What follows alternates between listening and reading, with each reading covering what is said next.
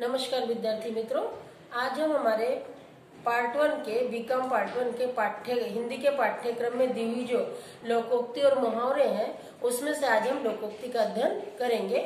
तो जैसा कि शब्द से स्पष्ट है, लोकोक्ति अर्थात लोगों के द्वारा की गई उक्ति।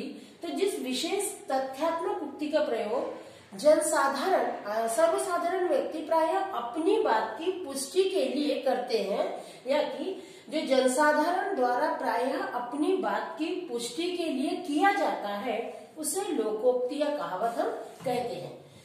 इसका जो आधार है वो कोई वास्तविक अनुभव होता है कि किसी का उस समय कोई अनुभव आया होगा, उस अनुभव के आधार पर वो कहते हैं, और उसी अनुभव का एक जो निचोड़ होता है वो निचोड़ उस वाक्य में रूढ़ रहता है, बसा होता है कि लोग उसे एक आदर्श के रूप में, एक सूक्ति के रूप में स्वीकार करके उसका प्रयोग से अपने कथन को सजीव और प्रभावशाली बनाने का प्रयास करते हैं। अर्थात जो कुछ भी उन्हें बताना है, कहना है, उसको कम से कम शब्दों में लोकोक्ति के द्वारा कह दिया जाता है।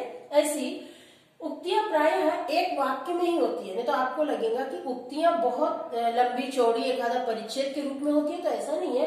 आमतौर पर ये उक्तियां जो लोकोक्तियां या उक्तियां जो होती हैं, ये केवल एक वाक्य के रूप में ही होती है। इसका अर्थ सीधा और एकदम स्पष्ट होता है, उसमें किसी भी प्रकार की जटिलता नहीं होती है, लेकिन उस सीधे अर्थ में भी एक संकेत, एक प्रेरणा, एक संदेश हमारे लिए या समाज के लोगों के लिए छुपा होता है। इसमें सभी का जाना पहचाना तथ्य विद्यमान होता है। मतलब जिससे कि जिस समाज में वो बोला जा रहा है, उस समाज के लोग उस तथ्य से परिचित होते हैं, और जो अन्य कई बातों की सच्चाई को सिद्ध करने के लिए एक प्रमाण का काम देता है। मतलब एक प्रमाण के तौर पर अगर मान लीजिए उन्होंने कि लोकोक्ति का वहां पर उल्लेख कर दिया, तो फिर बाकी बोलने की जरूरत नहीं है, वो उसका प्रमाण हो जाता है। और इसकी विशेषता क्या होती है कि प्रायः बोलचाल के साधारण शब्द होते हैं, जिन्हें कि हम आसानी से समझ सकते हैं, आसानी से उसका अर्थ हम ग्रहण कर सकते हैं। जैसे कि एक अनार 100 बीमार। अब ये जो लोकोक्ति है, एक अनार 100 बीमार, इसका अर्थ क्या हो रहा है कि एक वस्तु के लिए बहुत से इच्छुक लोगों का होना। अब ये जो भी लोकोक्ति है, वो लोकोक्ति को लोग क्या करते हैं, अपने अनुसार, है ना, अपने अनुसार सर्वसाधारणतः जनता के जो लोग हैं वो अपने अनुभव के आधार पर उसका अर्थ लगाते हैं। तो अब जैसे यहाँ पे बताया गया है, हमने जो लोकोक्ति ली क्या कि एक अनार 100 बीमार, तो इसका अर्थ क्या हो रहा है कि एक ही वस्तु के लिए कई सारे लोग इच्छुक हैं। मिसाल के तौर पर हम देख सकते हैं कि आज हमारे समाज में बहुत बेरोजगारी है।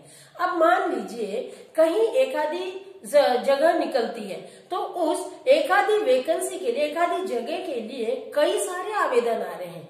पद तो एक है, लेकिन उस पद के लिए दावेदार या कि उस पद के लिए आवेदन करने वाले कई लोग हैं। तो ऐसी स्थिति में हम कह सकते हैं कि एक जगह के लिए कई लोग काम कर रहे हैं। तो ऐसे समय में इस लोकोक्ति का हम उपयोग कर सकते हैं कि एक अनार 100 बीमार। बाकी कुछ ज्यादा बोलने की हमें आवश्यकता नहीं होती है। इसी प्रकार से हम देखते हैं कि जो हमारा साहित्य है, हमारे साहित्य में भी बहुत बार हम लोग लोकोक्तियों का उपयोग देखते हैं। जैसे कि कवि है, साहित्यकार हैं, और जो साहित्यकार है, इन्होंने भी अपने तथ्यपूर्ण कई सूक्तियां जनता में प्रचलित होकर लोकोक्तियों का रूप धारण कर लेती है ना। साहित्यकारों ने, कवियों ने उस समय जो कही है वो आज भी जनता में प्रचलित है, या कि आज भी जनता समय के अनुसार, प्रसंग के अनुसार उसका उपयोग करती रहती है। तो जैसे हम देखते हैं कि कबीर है, तुलसी है, प्रेमचंद जी, इनकी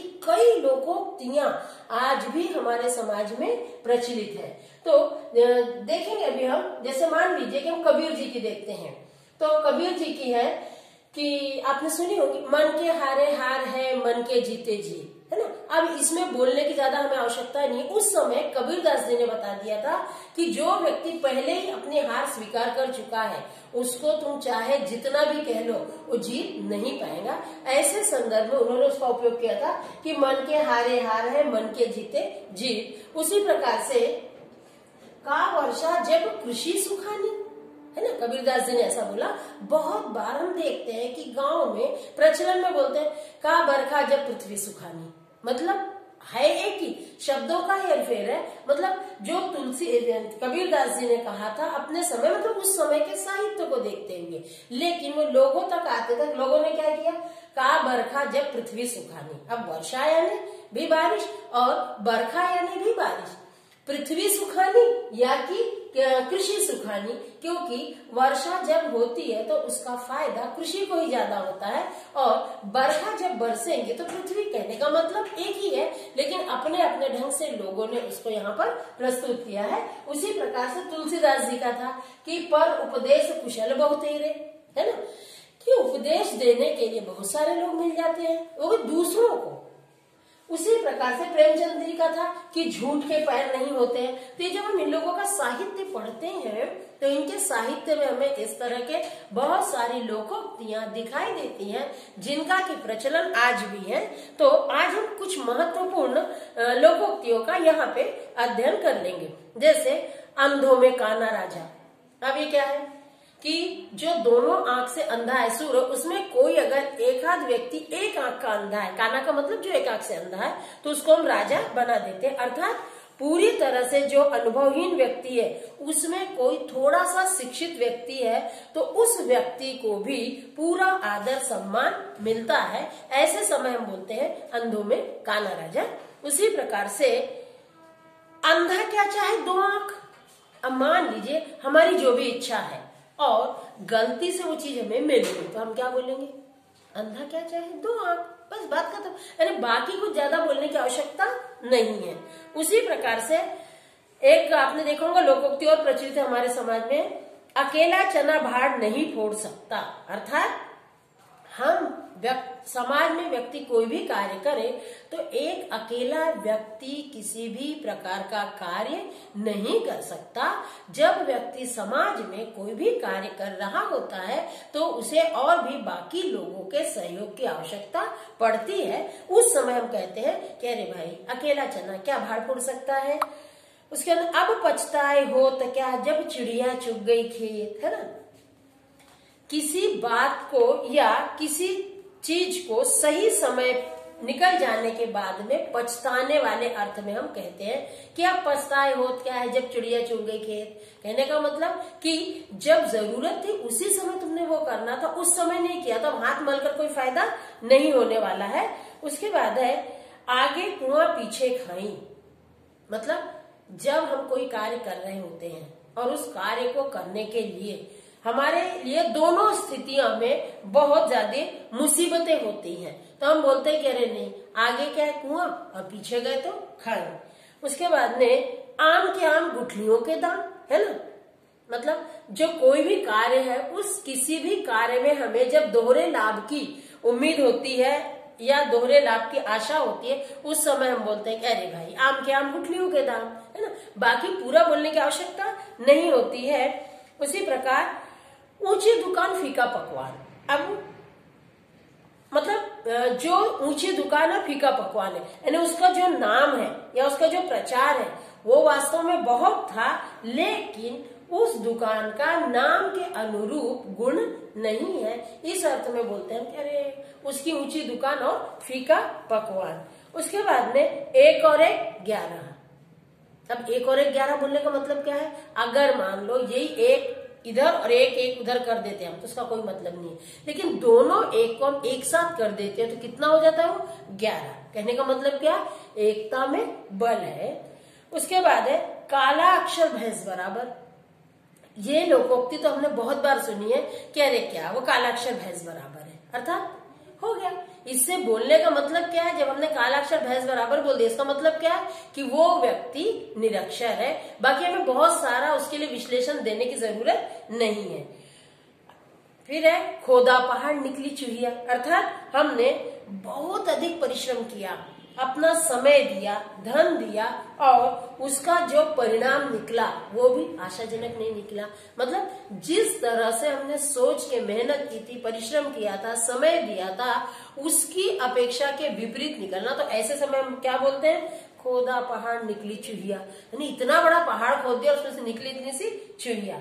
गंगा गए गंगाराम, यमुना गए यमुना दास। अर्थात अवसर और वातावरण के अनुसार तुरंत अपने विचार बदल लेने वाला व्यक्ति, जैसे बहुत मौका परस्त व्यक्ति होता है ना, कि जैसे परिस्थिति उसके अंदर फटाक से उसमें परिवर्तन बदल हो जाता है। उसके बाद में घर का भेदी लंका ढाए, ये तो बहुत प्रचलित है लोकोक्ति, ये तो आप सभी ने जाना है, हम लोग आम तौर पर सुनते रहते हैं कि घर का भेदी लंका ढाए, अर्थात आपसी फूट से विनाश होना निश्चित है।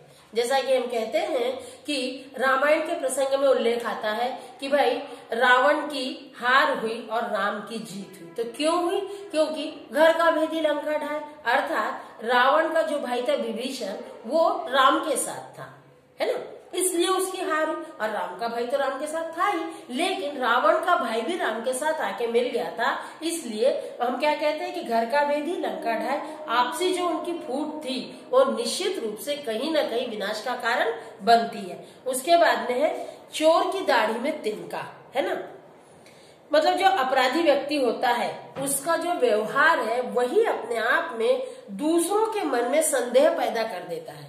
तो उससे हमें लगता है, जैसे कभी कभी तो हमने बोला और वो व्यक्ति के चेहरे के हाव भाव देखते, हाँ जरूर चोर की दाढ़ी में तिनका, बाकी कुछ बोलने की आवश्यकता नहीं है, उतने से हमारे समझ में आ जाता है।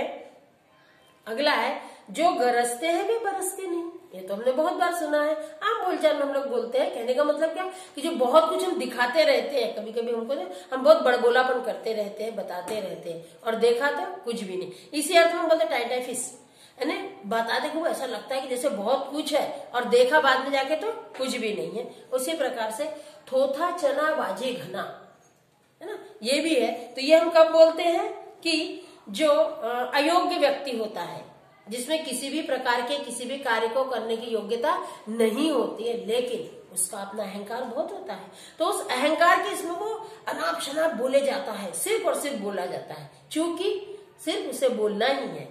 एक और आपने सुनेंगे कि व्यक्ति की करनी और कथनी में अंतर होता है, तो उसे केवल बोलना ही है, करना नहीं है, लेकिन जब प्रत्यक्ष में करना होगा तब भाषा बदल जाएंगी।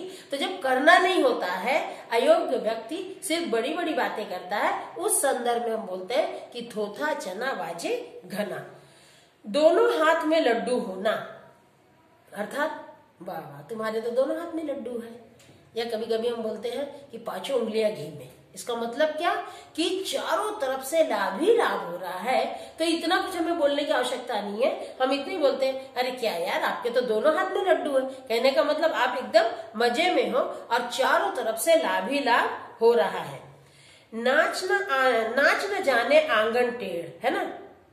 अब हम क्या करते हैं कि अपनी जो अयोग्यता है या अपनी जो भूल है, मुझसे जो गलती हुई, मुझसे जो भूल हुई है, उसको मैं अपनी भूल या अपनी अयोग्यता साबित नहीं करता हूँ, तो उसको मैं दूसरों के ऊपर थोपने का प्रयास करता हूँ और अपनी गलती को, अयोग्यता को छुपाने का प्रयास करता हूँ।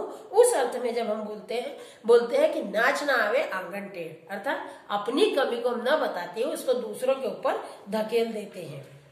अगला है बंदर क्या जाने अदरक का स्वाद, अर्थात जिस व्यक्ति को जिस कार्य का, जिस व्यवसाय का कोई अनुभव ही न हो, ऐसे व्यक्ति को हम कहें कि उस कार्य का, उस व्यवसाय का आप महत्व बताइए। तो ऐसे समय हम क्या बोल देते हैं, अरे बंदर क्या जाने अदरक का स्वाद। उसके बाद में मन चंगा तो कटौती में गंगा। अगर मान लीजिए आपका मन अच्छा है, मन चंगा है मतलब प्रसन्न है, अच्छा है, तो ऐसी स्थिति में आपको किसी भी प्रकार के धार्मिक तीर्थ स्थान पे जाने की आवश्यकता नहीं। आप जहाँ पर है वहीं पर ही अपने आप को संपन्न, आनंदित मान सकते हैं, है ना। मतलब मन में आपके मैल न हो, आपके मन में किसी भी प्रकार की बुराई न हो, तो ऐसे समय आपको किसी भी प्रकार के तीर्थ स्थान पर, तीर्थ क्षेत्र में जाने की आवश्यकता नहीं है। उसके बाद में है सीधी उंगली से घी नहीं निकलता, अर्थात हमेशा सज्जनता से काम नहीं चलता है। कभी कभी हमें अपने कार्य की सिद्धि के लिए कूटनीति का भी सहारा लेना पड़ता है। अथवा दूसरे अर्थों में हम ये भी कह सकते हैं कि हमेशा हमें, जैसे हमें बताया गया कि हमेशा हमें विनम्र रहना चाहिए, नम्रता से कार्य करवा लेना चाहिए, लेकिन ये जरूरी नहीं कि हर समय विनम्रता से काम बने। तो जिस समय विनम्रता से कार्य नहीं बन रहा होता है उस समय हमें थोड़ी कठोरता की भी आवश्यकता होती है, वो भी हमें करते आना चाहिए। उस संदर्भ में हम बोलते हैं कि जब सीधी उंगली से घी नहीं निकलता है तो उंगली को टेढ़ी करना पड़ता है। अर्थात 100 सोनार की एक लोहार की, अर्थात थोड़े थोड़े से काम करने की अपेक्षा एक ही बार में अधिक काम कर लेना। शब्दशः भी हमने देखा था 100 सोनार की एक लोहार की, धीरे धीरे 100 बार मारने के लिए एक बार मार दिया और बात खत्म किया। अब अगला है हाथ कंगन को आरसी क्या। जब कोई बात स्पष्ट रूप से आपके सामने दिख ही रही है तो उसको प्रमाण की क्या आवश्यकता है। अरे भाई प्रमाण कब लगेगा, जब तुम्हारे पास में उसका दिखाने के लिए कुछ नहीं, लेकिन हमें साफ दिखाई दे रहा है ना, तो ऐसे समय हम उसको ये नहीं बोलेंगे कि हम तुम्हें प्रमाण बताते हैं, ऐसे समय हम उसे बताएंगे। और मान लो सामने वाला तैयार नहीं हो रहा तो हम क्या बोलेंगे, हाथ कंगन को आरसी क्या, अर्थात स्पष्ट जब दिखाई दे रहा है तो इसको बताने की आपको आवश्यकता या जरूरत ही नहीं है। तो इस प्रकार की लोकोक्तियां आज हमारे समाज में प्रचलित है।